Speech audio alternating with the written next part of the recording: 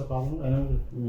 ఇప్పుడు ఖాతాదారుల కస్టమర్లలో ఏం జరుగుతుందంటే ఖాతాదారులు వాళ్ళకి సంబంధించిన పర్సనల్ ఇన్ఫర్మేషన్ని ఇట్లా ఫ్రాడ్స్టర్స్ వాళ్ళు లింక్ రూపంలో కానివ్వండి, లేకపోతే వాట్సాప్లలో అప్లికేషన్ల రూపంలో కానివ్వండి, లేకపోతే ఓటీపీల మెసేజ్ల రూపంలో కస్టమర్లకి పంపిస్తున్నారు. అలా పంపించినప్పుడు వాటికి రెస్పాండ్ కాకూడదు. వాటికి రెస్పాండ్ అయ్యి మన ఖాతా వివరాలు కానివ్వండి, మనకు వచ్చిన ఓటీపీలు, లేకపోతే ఆ అప్లికేషన్ని మనం ఏమైనా క్లిక్ చేసినా కానీ మన ఫోన్ యొక్క ఇన్ఫర్మేషన్ వాళ్ళు హ్యాక్ చేస్తున్నారు. అలా చేయడం వలన మనకు వచ్చే ఓటీపీలన్నీ వాళ్ళు పొందగలిగి వాళ్ళు ఆన్లైన్ బ్యాంకింగ్ ఛానల్స్ యాక్టివేట్ చేసుకొని మన ఖాతాలో ఉన్న సొమ్ముని వాళ్ళకు కావాల్సిన ఖాతాలలో ఇట్లా బినామీ ఖాతాలలో ట్రాన్స్ఫర్ చేసుకుంటున్నారు. సో ప్రజలు గమనించాల్సింది ఏంటంటే మన యొక్క ఖాతాకు సంబంధించిన వివరాలు ఎట్టి పరిస్థితుల్లో కూడా బయట వారు ఎవరు అడిగినా కానీ, ఈవెన్ మేము బ్యాంకు వాళ్ళం అన్నా కానీ, బ్యాంకు నుంచి మెసేజ్ వచ్చినా కానీ రెస్పాండ్ కాకూడదు.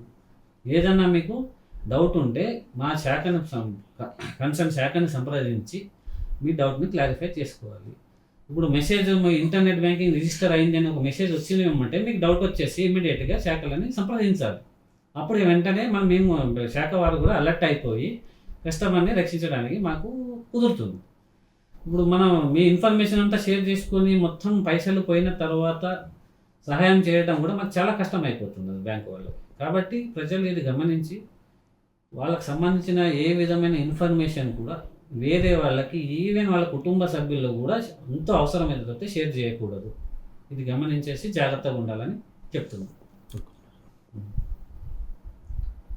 ఎవరైనా కస్టమర్లు ఇట్లా తెలియక ఎవరైనా మోసపోతే ఇమ్మీడియట్గా సైబర్ క్రైమ్ వాళ్ళకి ఆన్లైన్లో 1930 నెంబర్కి కాల్ చేసి వాళ్ళ కంప్లైంట్ని లాక్ చేసుకోవచ్చు. లేదంటే మనకి ఆన్లైన్ పోర్టల్లో వాళ్ళ వెబ్సైట్ ఉంటుంది సైబర్ క్రైమ్, అందులో కూడా మనము రిజిస్టర్ చేసుకోవచ్చు.